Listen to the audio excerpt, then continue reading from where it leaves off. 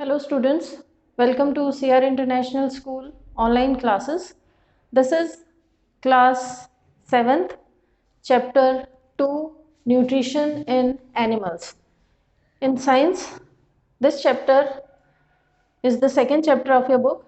In this, we are going to study about the nutrition in animals. In the previous chapter, we had completed chapter 1, that was nutrition in plants. तो इस chapter में हम जानेंगे कि जो animals होते हैं जो कि लिविंग बींग्स की कैटेगरी में आते हैं, उनकी बॉडी के द्वारा जो न्यूट्रिशन अपनाया जाता है वो किस प्रकार से फॉलो होता है। तो जो न्यूट्रिशन है, न्यूट्रिशन क्या होता है? जो हम फूड खाते हैं उसको डाइजेस्ट करके जो हमें न्यूट्रिएंट्स मिलते हैं वो हमारी बॉडी के द्वारा कैसे यूटिलाइज किए जाते हैं, तो ये हम जानेंगे। तो न्यूट्रिशन, जैसे कि आपको पता है, न्यूट्रिएंट्स हमारी बॉडी की ग्रोथ के लिए, हमारे डिफरेंट लाइफ प्रोसेसेस को कंप्लीट करने के लिए हमें फूड की आवश्यकता होती है, और यही फूड जो है ये हमारे बॉडी को वर्किंग कंडीशन में रखता है। जो न्यूट्रिशन एनिमल्स के द्वारा फॉलो किया जाता है उसको हम हेट्रोट्रॉफिक मोड ऑफ न्यूट्रिशन कहते हैं, क्योंकि जो एनिमल्स हैं वो अपना भोजन स्वयं नहीं बना पाते हैं, जिसके कारण उन्हें हेट्रोट्रॉफिक एनिमल्स की कैटेगरी में रखा जाता है।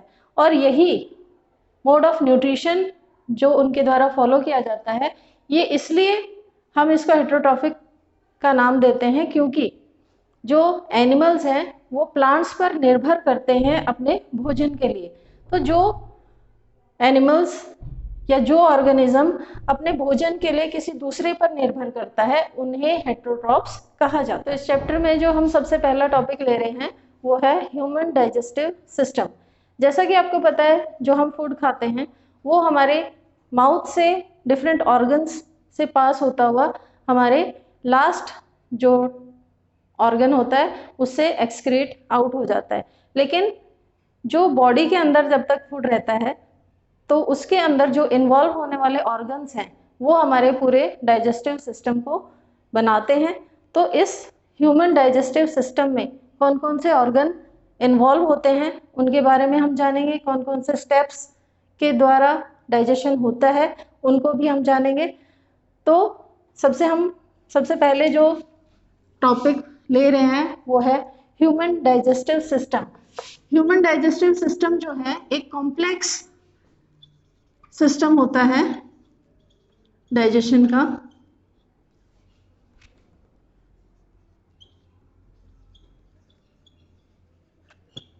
और ये सिस्टम हमारे माउथ से स्टार्ट होता है। और माउथ में जैसे ही हम अपना फूड डालते हैं वहाँ से जब हमारे टीथ उसको च्यू करना स्टार्ट करते हैं तो हमारा डाइजेशन स्टार्ट हो जाता है। तो डाइजेशन क्या होता है? डाइजेशन वो प्रोसेस होता है जिसके द्वारा हमारा भोजन डिफरेंट ऑर्गन्स के थ्रू डाइजेस्ट होता हुआ डाइजेस्टिव एंजाइम्स की हेल्प से वो डाइजेस्ट होते हुए जाता है और अपना पूरा प्रोसेस कंप्लीट करता है। तो इस पूरे प्रोसेस को ही हम डाइजेशन कहते हैं। तो सबसे पहले हम डाइजेशन की डेफिनेशन जानेंगे। डाइजेशन क्या होता है? डाइजेशन जो होता है, it is the process of breaking down of food into simpler form or molecules, simpler form by the action of digestive enzymes. So digestion क्या है? Digestion is the process of breaking down of food into simpler form by the action of digestive enzymes, जो हमारे digestive system में present होती है। तो जो organs digestion में involve होते हैं उनको हम जानेंगे। सबसे पहले है बुक्कल कैविटी। इसको बकल कैविटी भी कहते हैं, जो कि हमारे माउथ के अंदर प्रेजेंट होती है। यानी माउथ के अंदर की जो कैविटी होती है, जब आप अपना मुंह खोलते हो उसके अंदर जो हॉलो स्पेस आपको नजर आती है उसको बुकल कैविटी कहा जाता है। इसके बाद जो फूड है वो हमारे सेकेंड पार्ट यानी ओइसोफेगस में जाता है। ओइसोफेगस सेकेंड पार्ट है माउथ के बाद, यानी कि जो फूड पाइप और विंड पाइप के कॉम्बिनेशन से बना है, वहां से फूड पाइप से होता हुआ जो फूड है वो हमारे स्टमक तक जाता है।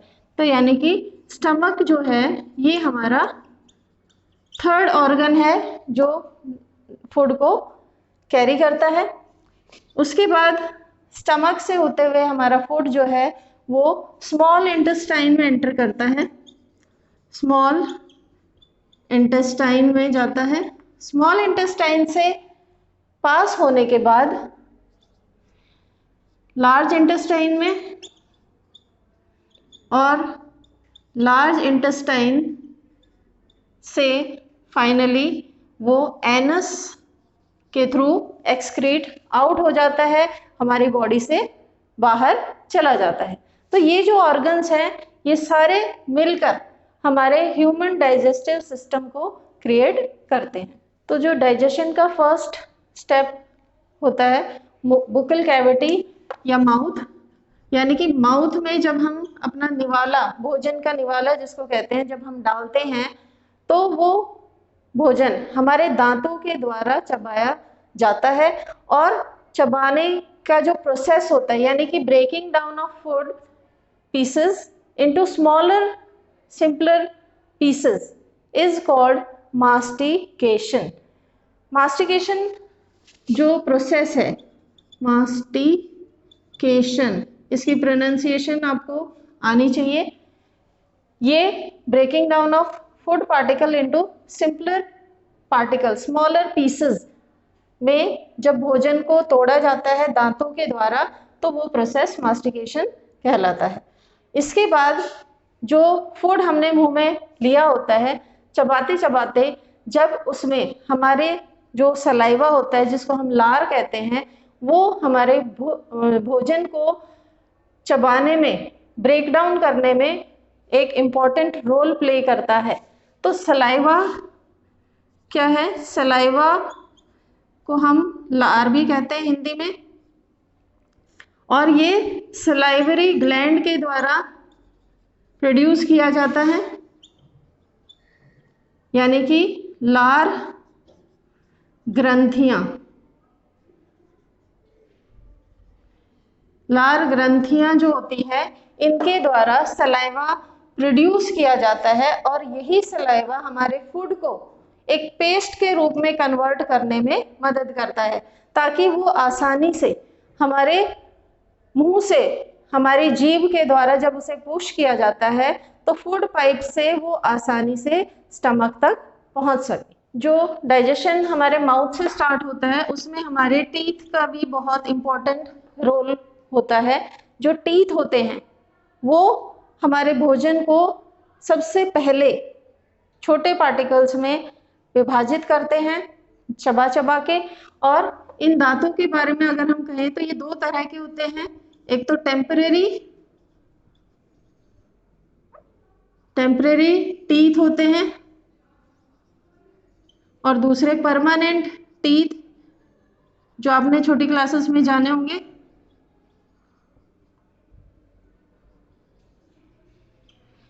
टेम्परेरी टीथ को हम मिल्क टीथ भी कहते हैं, जो कि बचपन में आते हैं छोटे बच्चों के, जो टूट जाते हैं। इनकी क्वांटिटी 20 होती हैं बच्चों में। और जो परमानेंट टीथ होते हैं ये टेम्परेरी टीथ के टूटने के बाद ही आते हैं, और ये एडल्ट्स में 32 नंबर में काउंट किए जाते हैं। तो ये जो टीथ हैं ये हमारे फूड को ब्रेक डाउन करने में इम्पॉर्टेंट रोल प्ले करते हैं।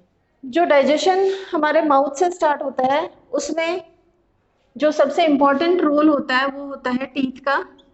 टीथ हमारे माउथ में प्रेजेंट होते हैं और ये हमारे फूड को सबसे पहले ब्रेक डाउन करने में हेल्प करते हैं, और छोटे छोटे पीसेस में यहाँ से ब्रेक डाउन होने के बाद, यानी कि हम कह सकते हैं कि माउथ से हमारा जो डाइजेशन है प्रोसेस पूरा वो स्टार्ट होता है। और ये टीथ जो होते हैं दो तरह के होते हैं, एक तो टेम्परेरी टीथ जिनको हम मिल्क टीथ भी कहते हैं, जो कि बचपन में आते हैं और बहुत जल्दी टूट भी जाते हैं, 10 साल तक की उम्र तक ये टूट जाते हैं। उसके बाद है परमानेंट टीथ। ये टीथ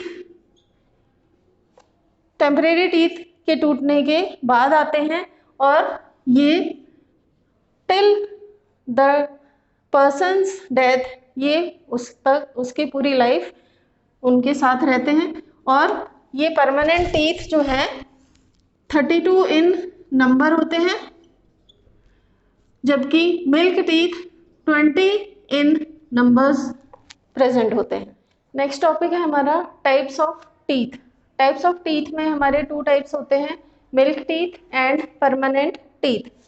मिल्क टीथ जो होते हैं वो 10 इयर्स तक की एज में होकर निकलकर टूट जाते हैं, जबकि परमानेंट टीथ जो है मिल्क टीथ के बाद लाइफ लॉन्ग चलते हैं।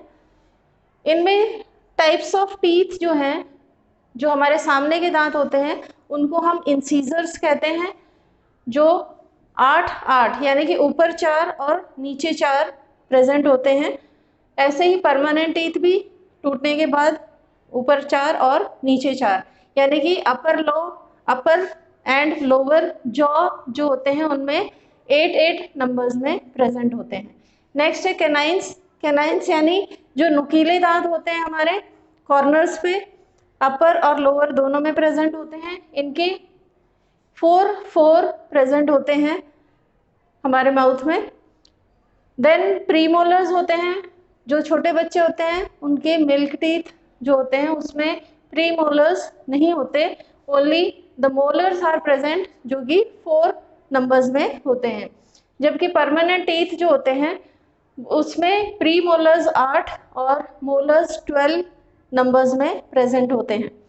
इस तरीके से जो टोटल परमानेंट टीथ होते हैं वो 32 होते हैं, और मिल्क टीथ छोटे बच्चों में 20 नंबर्स में प्रेजेंट होते हैं। तो बेटा आज के वीडियो में हम यही टॉपिक्स कंप्लीट कर रहे हैं, बाकी हम नेक्स्ट वीडियो में कंटिन्यू करेंगे। तब तक के लिए thank you and have a nice day.